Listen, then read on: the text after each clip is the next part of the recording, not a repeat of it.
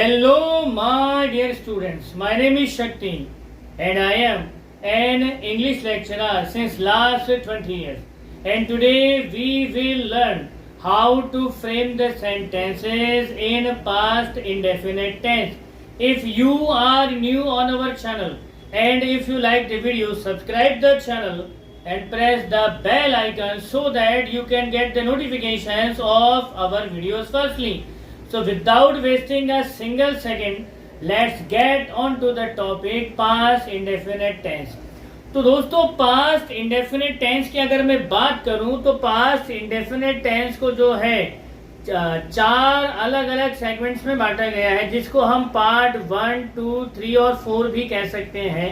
तो आज हम पास्ट इंडेफिनिट के पार्ट 1 को डीप में जो है एनालाइज करेंगे और देखेंगे कि इसकी पहचान क्या है और इसमें सेंटेंस मेकिंग किस तरह से होती है, अफर्मेटिव में, नेगेटिव में, इंटरोगेटिव में और इंटरोगेटिव नेगेटिव सेंटेंसेस के अंदर। तो आइए शुरू करते हैं। तो पास्ट इंडेफिनिट पार्ट 1। तो सबसे पहले हम इसकी पहचान देख लेते हैं। हिंदी वाक्यों के अंत में था, थी, थे आते हैं। ध्यान दीजिएगा, हिंदी वाक्यों के अंत में था, थी और थे ही आते हैं। और अगर मैं बात करूं इसके बेसिक सेंटेंस मेकिंग फॉर्मूले की, तो इसका सेंटेंस मेकिंग का फॉर्मूला हो जाएगा, सबसे पहले सब्जेक्ट आ ही जाएगा। सब्जेक्ट के साथ में हमको इस्तेमाल करनी है हेल्पिंग वर्ब। अगर सब्जेक्ट सिंगुलर है तो हम लगाएंगे वॉज, और अगर सब्जेक्ट प्लूरल है तो हम इस्तेमाल करेंगे वर का। इसके बाद हमको इस्तेमाल करनी है प्रीपोजिशन वर्ड, और उसके बाद हम इस्तेमाल करेंगे ऑब्जेक्ट का। तो ये तो था सेंटेंस मेकिंग फॉर्मूला अफर्मेटिव का। नेगेटिव का फॉर्मूला हो जाएगा सब्जेक्ट प्लस वॉज वर, उसके बाद हम लगा देंगे नॉट, फिर प्रीपोजिशन और फाइनली ऑब्जेक्ट। बात करूं अगर मैं इंटरोगेटिव फॉर्मूले की, तो फॉर्मूला हो जाएगा वॉज वर पहले आ जाएंगे, उसके बाद सब्जेक्ट, फिर प्रीपोजिशन और फाइनली ऑब्जेक्ट आ जाएगा।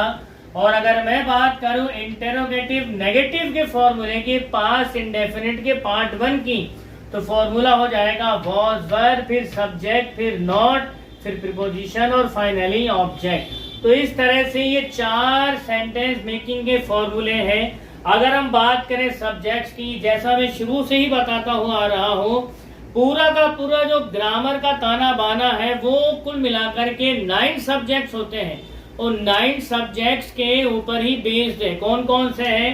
तो सबसे पहले है आई और वी, ये फर्स्ट पर्सन कहलाते हैं। उसके बाद में यू, ये कहलाता है सेकंड पर्सन।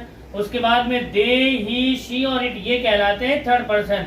और उसके बाद लास्ट के जिन 2 सब्जेक्ट्स की हम बात करते हैं वो कहलाते हैं नाउन।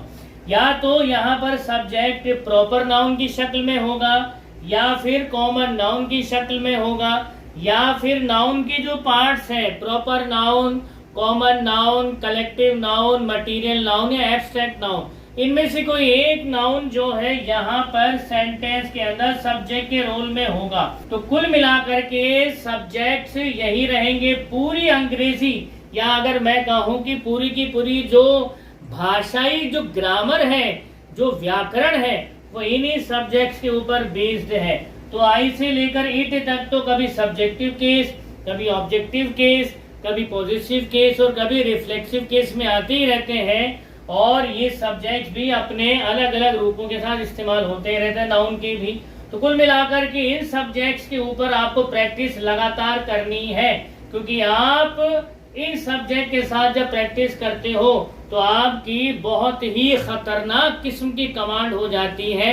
और मेरा आपको सजेशन ये है कि आप इन सारे सब्जेक्ट के साथ में सेंटेंस प्रैक्टिस करें। तो सबसे पहले हम जो है अफर्मेटिव पर एक सेंटेंस फ्रेम कर लेते हैं। तो यहाँ पर मैंने अफर्मेटिव के अंदर एक सिंपल सेंटेंस लिखा है, तुम बगीचे के अंदर थे। ध्यान दीजिएगा, पास्ट इंडेफिनिट के पार्ट 1 के अंदर, पास्ट इंडेफिनिट के पार्ट 1 के अंदर मेन वर्ब का इस्तेमाल नहीं होता है। तो एंड में था, थी, थे आते हैं, लेकिन सेंटेंस फ्रेमिंग ठीक वैसे ही होगी इसके फर्स्ट पार्ट में जैसे कि प्रेजेंट इंडेफिनिट के पार्ट 1 में हो रही थी। तो अकॉर्डिंग टू द फॉर्मूला, आइए हम इस सेंटेंस को इंग्लिश में कन्वर्ट कर देते हैं। तो सबसे पहले यहाँ पर है सब्जेक्ट, तो ये रहा सब्जेक्ट तुम, जो कि सेकंड पर्सन है, तो हमने यहाँ पर ऐसे कैसे लिख दिया, यू। अब उसके बाद में हमको लगानी है हेल्पिंग वर्ब, वॉज या वर, तो इसके साथ में हमको लगाना है वर, तो ये वर हमने ऐसे की ऐसे लगा दिया। अब फॉर्मूला के अकॉर्डिंग यहाँ पर है प्रीपोजिशन वर्ड, बिना प्रीपोजिशन वर्ड के सेंटेंस बनेगा नहीं पास्ट इंडेफिनिट के पार्ट 1 में। तो यहाँ पर प्रीपोजिशन वर्ड है के अंदर, तो इसकी जो मीनिंग होगी वो हो जाएगी इन। तो सेंटेंस अब तक हमारा बना यू वर इन, और ऑब्जेक्ट है हमारा गार्डन, और उसकी इंग्लिश बनी ऐसे कैसे, गार्डन। तो सेंटेंस हमारा फ्रेम हुआ यू वर इन गार्डन। आ रहा है समझ में? तो अफर्मेटिव सेंटेंस का फ्रेमिंग, तो अफर्मेटिव सेंटेंस का फ्रेमिंग हुआ यू वर इन गार्डन। उसके बाद हम एक नेगेटिव सेंटेंस ले लेते हैं। नेगेटिव सेंटेंस हम यहाँ सब्जेक्ट्स को बदल बदल करके इस्तेमाल कर रहे हैं। तो यहाँ पर हमने एक सिंपल सेंटेंस को ड्राफ्ट कर लिया है। अब हम जो है इसके नेगेटिव सेंटेंस को फ्रेम करेंगे। जैसा कि आप देख सकते हो कि सेंटेंस तो सेम ही है, ऑब्जेक्ट भी सेम है, प्रीपोजिशन वर्ड भी सेम है, लेकिन यहाँ पर सब्जेक्ट हमने चेंज कर दिया है। तो बार बार सब्जेक्ट चेंज करके प्रैक्टिस करने से सबसे बड़ा फायदा तो ये है कि जो भी चेंजेस आते हैं रूल्स में, रेगुलेशंस में, नॉर्म्स में इंग्लिश के, उनकी हमको बहुत अच्छे से जो है एक तरह से नॉलेज भी हो जाती है, और हमारी बहुत अच्छी कमांड और पकड़ भी हो जाती है। तो यहाँ पर अब सेंटेंस तो वही है, लेकिन सब्जेक्ट बदल गया। सब्जेक्ट अब है हमारा हम बगीचे के अंदर नहीं थे, तो सब्जेक्ट हम के लिए इस्तेमाल किया हमने वी, तो ये हमने लिख दिया यहाँ पर वी। अब अकॉर्डिंग टू द फॉर्मूला हमको लगाना है हेल्पिंग वर्ब। हम जो है प्लूरल सब्जेक्ट है, तो यहाँ पर हम लगाएंगे वर्ब। अब ये नेगेटिव सेंटेंस है, तो इसके लिए हमको जो है यहाँ पर नॉट का इस्तेमाल करना पड़ेगा। तो हम इसमें नॉट ऐसे की ऐसे लगा देंगे। अब नॉट के बाद हमको लगाना है प्रीपोजिशन वर्ड। तो प्रीपोजिशन वर्ड वही था के अंदर, उसके लिए हमने यहाँ पर लगा दिया आई एन इन, और ऑब्जेक्ट हमारा बगीचा है ही, तो गार्डन हमने ऐसे कैसे लगा दिया। तो सेंटेंस हमारा ड्राफ्ट हुआ we were not in garden, we were not in garden. अब हम एक सेंटेंस फ्रेम करते हैं इंटरोगेटिव में, और सेंटेंस हिंदी में हमने बनाया क्या वे बगीचे के अंदर थे, क्या वे बगीचे के अंदर थे। तो इंटरोगेटिव का फॉर्मूला ये रहा हमारा। अब चूंकि वे जो है प्लूरल सब्जेक्ट है, तो हम स्टार्टिंग में लगा देंगे हेल्पिंग वर्ब वर। अब ये वर जो है थे के साथ में क्या का भी काम करेगी, तो ये हमने वर यहाँ पर ऐसे कैसे लगा दिया। अब हमको लगाना है सब्जेक्ट। तो सब्जेक्ट क्या है, ये रहा सब्जेक्ट वे, तो हमने लगा दिया यहाँ पर दे, वर दे। तो according to the formula helping verb हमने लगा दी है, सब्जेक्ट हमने लगा ही दिया है। अब हमको इस्तेमाल करनी है प्रीपोजिशन वर्ड। तो प्रीपोजिशन वर्ड वही है के अंदर, के अंदर, तो उसके लिए हमने इस्तेमाल किया इन। और फाइनली अब हमको लगाना है ऑब्जेक्ट। तो ऑब्जेक्ट हमारा गार्डन है ही, तो हम यहाँ पर गार्डन ऐसे कैसे लिख देंगे और क्वेश्चन मार्क लगा देंगे। तो सेंटेंस हमारा बना वर दे इन गार्डन, वर दे इन गार्डन। अब हम बढ़ते हैं इसके अगले सेंटेंस मेकिंग में, जो कि इंटरोगेटिव नेगेटिव है, और अकॉर्डिंग टू द फॉर्मूला हम इसको फ्रेम करेंगे।